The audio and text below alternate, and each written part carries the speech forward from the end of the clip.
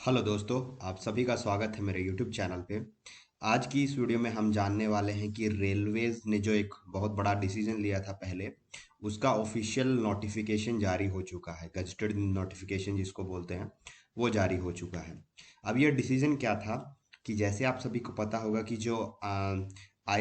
जो रेलवेज है उसके जो 8 अलग अलग जो डिपार्टमेंट्स थे, अलग अलग जो सर्विसेज थी, उनकी जो रिक्रूटमेंट होती थी वो आईईएस के थ्रू होती थी। मतलब कुछ डिपार्टमेंट्स की जो रिक्रूटमेंट होती थी वो आईईएस के थ्रू होती थी। बाद में गवर्नमेंट ने कहा था कि हम इन सब को मिला के एक एग्जाम कर देंगे, एक सर्विस कर देंगे, जिसको कहा गया था आईआरएमएस, यानी इंडियन रेलवे मैनेजमेंट सर्विस कहा गया था। तो उसका गजटेड नोटिफिकेशन आ गया है।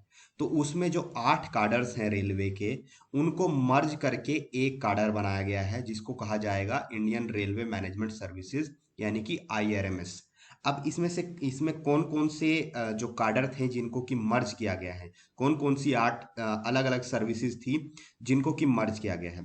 तो अगर सबसे पहले हम बात कर लें तो Indian railway services of engineering, ये एक काडर था। फिर Indian railway services of mechanical engineering, फिर the Indian railway services of electrical engineering, फिर Indian railway services of signal engineers, फिर इंडियन रेलवेज स्टोर सर्विसेज, उसके बाद इंडियन रेलवेज ट्रैफिक सर्विसेज, उसके बाद इंडियन रेलवेज अकाउंट सर्विसेज, और उसके बाद इंडियन रेलवेज पर्सनल सर्विसेज।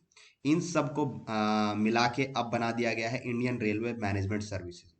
और इसका जो एग्जाम होगा वो अब यूपीएससी के थ्रू होगा। और ये जो चेंजेस हैं, ये जो सारे चेंजेस हैं, ये लोअर लेवल से लेके हायर लेवल तक होंगे।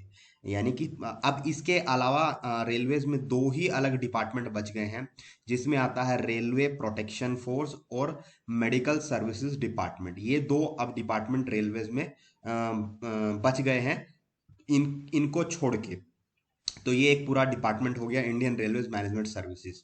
अब अगर बात करें तो इसके अलावा रेलवेज ने कुछ और बातें कही हैं कि जो प्रमोशन होंगे वो सीनियोरिटी के बेस पे नहीं, बल्कि मेरिट बेस प्रमोशन होंगे।